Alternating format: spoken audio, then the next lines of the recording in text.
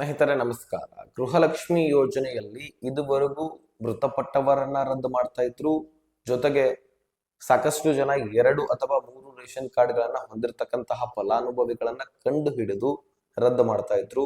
ಜೊತೆಗೆ ವಾಸಸ್ಥಳ ಪ್ರಮಾಣ ಪತ್ರವನ್ನ ಕೇಳಿದ ತಕ್ಷಣವೇ ಎಷ್ಟು ರೇಷನ್ಸ್ ಕಾರ್ಡ್ಗಳಿದಾವೋ ಗೊತ್ತಾಗ್ತಾ ಇದೆ ಸರ್ಕಾರಕ್ಕೆ. ಸೊ ಇದರ ಆಧಾರದ ಮೇಲೆ 2 ಅಥವಾ 3 ರೇಷನ್ ಕಾರ್ಡ್ಗಳಿರುವಂತದ್ದು ಸರ್ಕಾರದ ಗಮನಕ್ಕೆ ಬರ್ತಾ ಇದೆ. ಇನ್ನು ಇಂಪಾರ್ಟೆಂಟ್ ಏನಪ್ಪಾ ಅಂದ್ರೆ, ನೀವು ರೇಷನ್ ಅಕ್ಕಿ ಪಡ್ಕೊಳ್ತಾ ಇದ್ರಿ ನ್ಯಾಯಬೆಲೆ ಅಂಗಡಿಯ ಮುಖಾಂತರ. ಸೊ ಆ ಅಕ್ಕಿಯನ್ನ ಏನಾದ್ರೂ ಮಾರಾಟ ಮಾಡಿದ್ರೆ ನಿಮ್ಮ ರೇಷನ್ ಕಾರ್ಡ್ ರದ್ದಾಗತ್ತೆ. ಇದನ್ನ ಖುದ್ದಾಗಿ ಸರ್ಕಾರ ಅಧಿಕೃತ ಮಾಹಿತಿಯನ್ನ ಹೊರಡಿಸಿರತಕ್ಕಂಥದ್ದು. ಸೊ ಬಹಳಷ್ಟು ಮಹಿಳೆಯರು ಅಕ್ಕಿಯನ್ನ ಮಾರಾಟ ಮಾಡ್ಕೊಳ್ತಾ ಇದ್ದಾರೆ.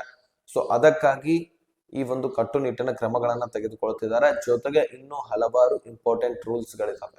ಅದ್ರೆಲ್ಲದರ ಬಗ್ಗೆ ನಾನು ಬಿಡಿಸಿ ಹೇಳುವಂತಹ ಪ್ರಯತ್ನ ಮಾಡ್ತೀನಿ.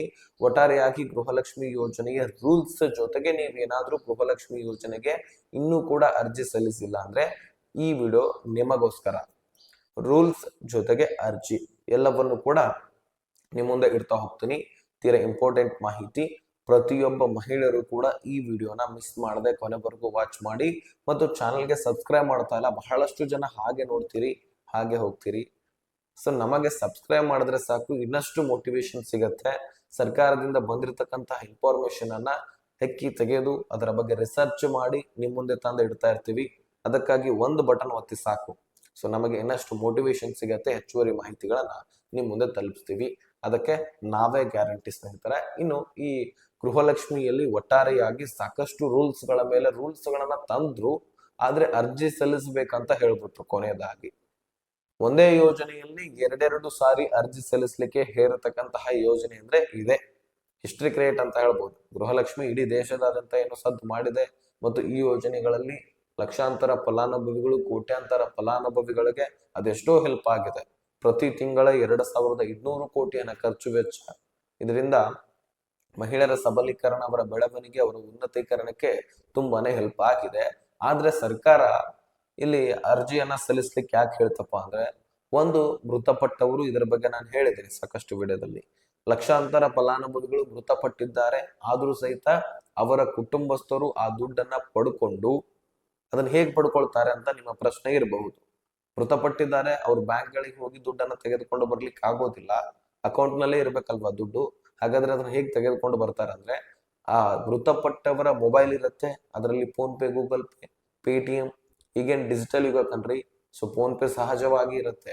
Okay, phone pay, Google pay ಅವ್ರ ಮೊಬೈಲೇ ಬಳಸ್ತಾ ಇಲ್ಲ, ವಯಸ್ಕರರಿದ್ದಾರೆ, ಹಳೆಯ ಜನರು ಇದ್ದಾರೆ ಅಂತ ಅನ್ಕೊಳ್ಬಹುದು. ಸೊ ಅವರ ಹೆಸರಿನಲ್ಲಿ ATM ಕಾರ್ಡ್ ಇರುತ್ತೆ ಆ ಬ್ಯಾಂಕಿಂದು. ATM ಅಂದ್ರೂ ಪಕ್ಕಾ ಕೊಡ್ತಿದ್ದಾರೆ. ಎಲ್ಲಿ ಓಪನ್ ಮಾಡ್ತೀರಿ ಬ್ಯಾಂಕ್ ಅಕೌಂಟು, ಅಲ್ಲಿ ATM ಬಂದೇ ಬರುತ್ತೆ. ಸೊ ATM ಚಾರ್ಜ್ ಕೂಡ ಕಟ್ ಆಗ್ತಿರುತ್ತೆ.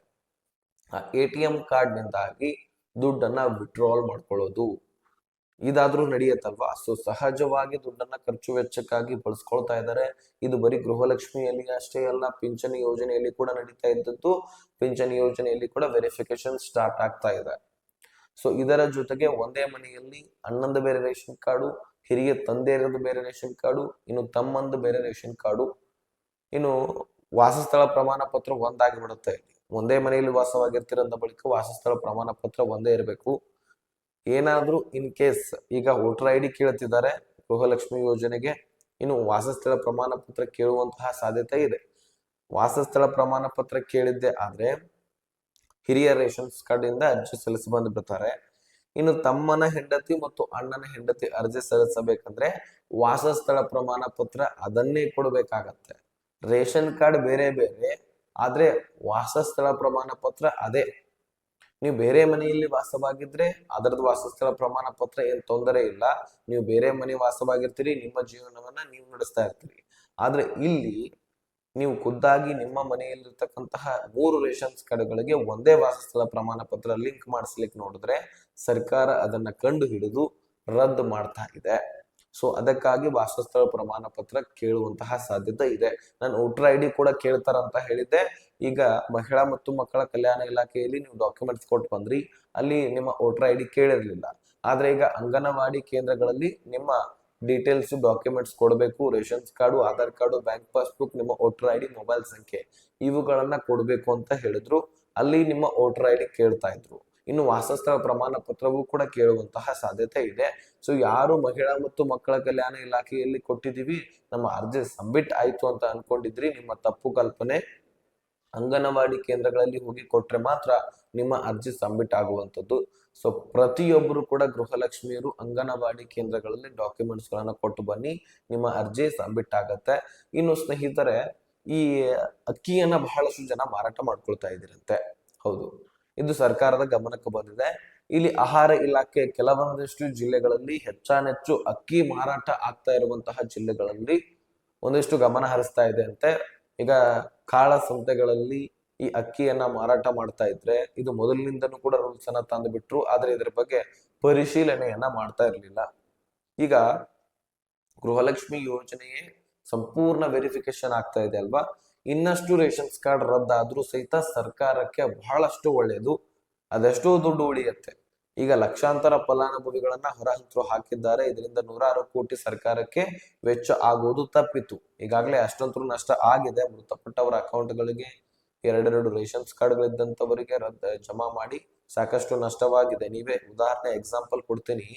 2,000 ರೂಪಾಯಿ ಜಮಾ ಆಗ್ತಾ ಇದೆ. ಈಗ ಒಂದು ರೇಷನ್ ಕಾರ್ಡ್ ಇದ್ರೆ 30 ಕಂತುಗಳು, ಅದರಲ್ಲಿ 2 ಕಂತು ಸರ್ಕಾರ ಕೊಟ್ಟಿಲ್ಲ, ಆದ್ರೂ 30 ಕಂತುಗಳ ಎಕ್ಸಾಂಪಲ್ ನಾವು ಹಿಡಿಯೋಣ. ಎಷ್ಟಾಗತ್ತೆ? 60,000 ರೂಪಾಯಿ ಬರೀ ಒಂದು ರೇಷನ್ ಕಾರ್ಡ್ಗೆ ಆಗತ್ತೆ. ಇನ್ನು ಒಂದು ರೇಷನ್ ಕಾರ್ಡ್ ನಲ್ಲಿ ಎಲ್ಲರ ಹೆಸರನ್ನ ಸೇರ್ಪಡೆ ಮಾಡ್ಕೊಂಡಿದ್ದೆ ಆದ್ರೆ 1,20,000 ಸರ್ಕಾರಕ್ಕೆ ಒಂದು ಕುಟುಂಬದಲ್ಲಿನೇ ಉಳಿತಾ ಇತ್ತು. ಈಗ 3 ರೇಷನ್ ಕಾರ್ಡ್ ಇರ್ತವೆ, ಒಂದು ರೇಷನ್ ಕಾರ್ಡ್ಗೆ ಸರ್ಕಾರ 60,000 ಜಮಾ ಮಾತ್ರ ಮಾಡ್ಬೇಕಾಗಿರುತ್ತೆ. ಆದ್ರೆ ಬೇರೆ ಬೇರೆ ರೇಷನ್ ಕಾರ್ಡ್ ಮಾಡಿಸ್ಕೊಂಡಿರೋದು ಸರ್ಕಾರಕ್ಕೆ ಗೊತ್ತಿರೋದಿಲ್ಲ, ಹೀಗಾಗಿ ಹಾಗೆ ಜಮಾ ಮಾಡಿಬಿಟ್ಟಿರುತ್ತೆ. ಅದಕ್ಕಾಗಿ 1,80,000 ಟೋಟಲ್ ಅವರ ಅಕೌಂಟ್ ಗಳಿಗೆ ಹೋಗಿರುತ್ತೆ. 60,000, 60,000, 60,000 ಹೀಗೆ 1,80,000 ದುಡ್ಡು ಜಮಾ ಆದಾಗ ಸರ್ಕಾರಕ್ಕೆ 1,20,000 2 ರೇಷನ್ಸ್ ಕಾರ್ಡ್ಗಳ ದುಡ್ಡು ನಷ್ಟವಾದ ಹಾಗೆ. ಕೇವಲ 60,000 ಜಮಾ ಆಗೋ ಜಾಗದಲ್ಲಿ 1,80,000 ಜಮಾ ಆಗಿ ಕೇವಲ ಒಂದು ಕುಟುಂಬದಲ್ಲಿನೇ 1,20,000 ನಷ್ಟವನ್ನ ಸರ್ಕಾರ ಅನುಭವಿಸ್ತಾ ಇದೆ. ಹೀಗೆ ಲಕ್ಷಾಂತರ ಕುಟುಂಬಗಳಿದಾವೆ. ನೀವೇ ಥಿಂಕ್ ಮಾಡಿ ಎಷ್ಟು ನಷ್ಟ ಆಗಿರಬಹುದು. ಸೊ ಇದಕ್ಕಾಗಿ ಮತ್ತು ಮೃತಪಟ್ಟವರು ಕೂಡ ಲಕ್ಷಾಂತರ ಫಲಾನುಭವಿಗಳು, ಅಂತವ್ರಿಗೆಲ್ಲರಿಗೂ ಕೂಡ ದುಡ್ಡು ಹಾಕ್ಬಿಟ್ಟಿದ್ದಾರೆ, 10 ಕಂತುಗಳು. ಸೊ ಹಾಗಾದ್ರೆ ಅದರಿಂದನೂ ಕೂಡ ನಷ್ಟ ಬಹಳಷ್ಟು ಆಗಿದೆ. ಅದಕ್ಕಾಗಿ ತಲೆಕಟ್ಟು DK ಶಿವಕುಮಾರ್ ಅವರು ಅರ್ಜಿ ಹೊಸದಾಗಿ ಸಲ್ಲಿಸಲಿಕ್ಕೆ ಹೇಳ್ಬಿಟ್ರು. ಸೊ ಒಳ್ಳೆಯ ಒಂದು ನಿಯಮ ಮಾಡ್ಬಿಟ್ರು. ಯಾಕಂದ್ರೆ ಮೃತಪಟ್ಟವರಿಗೆ ಮತ್ತು ಎಲಿಜಿಬಲ್ ಇಲ್ಲದಂತವರಿಗೆ ದುಡ್ಡು ಕೊಟ್ಟು ಸರ್ಕಾರಕ್ಕೆ ನಷ್ಟ ಮಾಡೋದೇನಿದೆ, ಎಲಿಜಿಬಲ್ ಇದ್ದಂತವರಿಗೆ ಆ ಸರಿಯಾಗಿ ದುಡ್ಡನ್ನ ಕೊಟ್ರೆ ಬೆಟರ್ ಅಲ್ವಾ. ಯಾಕಂದ್ರೆ ಅರ್ಹತೆ ಹೊಂದಿರ್ತಾರೆ, ಅವರು ಕೊಡ್ಲೇಬೇಕಾಗಂತದ್ದು. ಅರ್ಹತೆ ಹೊಂದಿಲ್ಲದಂತವರಿಗೆ ದುಡ್ಡನ್ನ ಕೊಡ್ಲೇಬಾರ್ದು, ಅದನ್ನ ಸರ್ಕಾರ ಮಾಡ್ತಾ ಇದೆ. ಈಗ ಯಾರು ಕಾಳಸಂತೆಗಳಲ್ಲಿ ಅಕ್ಕಿಯನ್ನ ಮಾರಾಟ ಮಾಡ್ತಾ ಇದ್ರಿ, ಸೊ ನಿಮಗೆ ರೇಷನ್ ಕಾರ್ಡ್ ಅನ್ನ ರದ್ದು ಮಾಡ್ತೀವಿ ಅಂತ ಹೇಳ್ತಾ ಇದೆ ರಾಜ್ಯ ಸರ್ಕಾರ. ಅದ್ರ ಬಗ್ಗೆ ಪರಿಶೀಲನೆ ನಡೀತಾ ಇದೆ. ಯಾವ ಜಿಲ್ಲೆಯಲ್ಲಿ, ಯಾವ ತಾಲೂಕಿನಲ್ಲಿ ಹೆಚ್ಚಿನ ಈ ಒಂದು ರೇಷನ್ ಅಕ್ಕಿ ಮಾರಾಟ ಆಗ್ತಾ ಇದೆ. ಯಾಕಂದ್ರೆ ಬಹಳಷ್ಟು ಜನ ಅಕ್ಕಿಯನ್ನ ಈ ರೇಷನ್ ಅಕ್ಕಿ ಮಾರಾಟ ಮಾಡಿ ಈಗ ಸಣ್ಣ ಅಕ್ಕಿ ಅಂತ ಕರಿತೀವಿ, ಅಥವಾ ಸೋನಾ ಮಸೂರಿ ಅಕ್ಕಿ ಅಂತ ಕರಿತೀವಿ, ಈ ರೀತಿ ಸಾಕಷ್ಟು ಅಕ್ಕಿಗಳು ಬರ್ತವೆ ನಾನಾ ರೀತಿ. ಸೊ ಆ ಒಂದು ಕೊಂಡ ಅಕ್ಕಿಯನ್ನ ದುಡ್ಡು ಕೊಟ್ಟು ಬೇರೆ ಅಕ್ಕಿಯನ್ನ ಖರೀದಿ ಮಾಡ್ತಿದ್ದಾರೆ. ಸೊ ಸರ್ಕಾರದಿಂದ ಬರ್ತಕ್ಕಂತಹ ಅಕ್ಕಿಯನ್ನ ಮಾರಾಟ ಮಾಡ್ತಿದ್ದಾರೆ. ಸರ್ಕಾರ ನೀವು ತಿಂತೀರಿ, ನೀವು ಬಡವರಿದ್ದೀರಿ, ಸೊ ನಿಮಗೆ ಹೆಲ್ಪ್ ಆಗ್ಲಿ ಅಂತ ಕೊಡ್ತಾ ಇದೆ, ಆದ್ರೆ ನೀವು ಅದನ್ನ ಮಾರಾಟ ಮಾಡ್ಕೊಳ್ತಾ ಇದ್ರಿ ಅಂತ ಸರ್ಕಾರ ಅದನ್ನ ರದ್ದು ಮಾಡುತ್ತೆ. ಟೋಟಲ್ ನಿಮ್ಮ ರೇಷನ್ ಕಾರ್ಡ್ ರದ್ದಾದಾಗ ನಿಮಗೆ ಗೃಹಲಕ್ಷ್ಮಿ ಸಿಗೋದಿಲ್ಲ, ನಿಮಗೆ ಅನ್ನಭಾಗ್ಯ ಅಕ್ಕಿ ಸಿಗೋದಿಲ್ಲ, ಆಯುಷ್ಮಾನ್ ಕಾರ್ಡ್ ರೇಷನ್ ಕಾರ್ಡ್ಗೆ ಸಂಬಂಧಪಟ್ಟಂತದ್ದು ಅದು ಕೂಡ ಸಿಗೋದಿಲ್ಲ. ಈ ರೀತಿ ರೇಷನ್ಸ್ ಕಾರ್ಡ್ಗಳಿಗೆ ಸಂಬಂಧಪಟ್ಟಂತಹ ಯಾವುದೇ ಯೋಜನೆಗಳು ಸಿಗೋದಿಲ್ಲ. ಇನ್ನು ಉದಾಹರಣೆಗೆ ನಿಮ್ಗೆ ಕ್ಯಾನ್ಸರ್ ಆಗಿದ್ರೆ ಅಲ್ಲಿ ಕೂಡ ಸಬ್ಸಿಡಿ ಚಿಕಿತ್ಸೆ ರೇಷನ್ ಕಾರ್ಡ್ ಇದ್ರೆ, BPL ಇದ್ರೆ, ಈ ರೀತಿ ನಿಮಗೆ ನಾನಾ ರೀತಿಯ ಉಪಯೋಗಗಳು ಆಗ್ತಾ ಇರ್ತದೆ, ಅದೆಲ್ಲವೂ ಕೂಡ ಕಳ್ಕೊಳ್ತೀರಿ. ಸೊ ಇದನ್ನ ಸರ್ಕಾರ ಖುದ್ದಾಗಿ ಅಧಿಕೃತ ಮಾಹಿತಿ ಕೊಟ್ಟಿದೆ, ನಾನು ನಿಮ್ ಮುಂದೆ ಇಟ್ಟಿದ್ದೀನಿ. ಏನೇ ಪ್ರಶ್ನೆಗಳಿದ್ರು ಅಥವಾ ನಮ್ಮ ಜೊತೆಗೆ ಡಿಸ್ಕಷನ್ ಮಾಡೋದಿದ್ರೆ, ನಮ್ಮ ಜೊತೆಗೆ ಕಾಂಟ್ಯಾಕ್ಟ್ ನಲ್ಲಿ ಇರ್ಬೇಕಂದ್ರೆ ಡಿಸ್ಕ್ರಿಪ್ಷನ್ ಅಲ್ಲಿ ಇನ್ಸ್ಟಾಗ್ರಾಮ್ ಲಿಂಕ್ ಇರುತ್ತೆ, ಅಲ್ಲಿಂದ ಮೆಸೇಜ್ ಮಾಡಿ, ಫಾಲೋ ಮಾಡಿ, ನಾನು ಖಂಡಿತವಾಗ್ಲೂ ರಿಪ್ಲೈ ಕೊಡ್ತೀನಿ. ಮತ್ತು ಈ ಚಾನಲ್ಗೆ ಸಬ್ಸ್ಕ್ರೈಬ್ ಮಾಡೋದನ್ನ ಮರಿಬೇಡಿ. ಆದಷ್ಟು ಈ ವಿಷಯವನ್ನ ಎಲ್ಲ ಗೃಹಲಕ್ಷ್ಮಿಯರಿಗೆ ಶೇರ್ ಮಾಡಿ.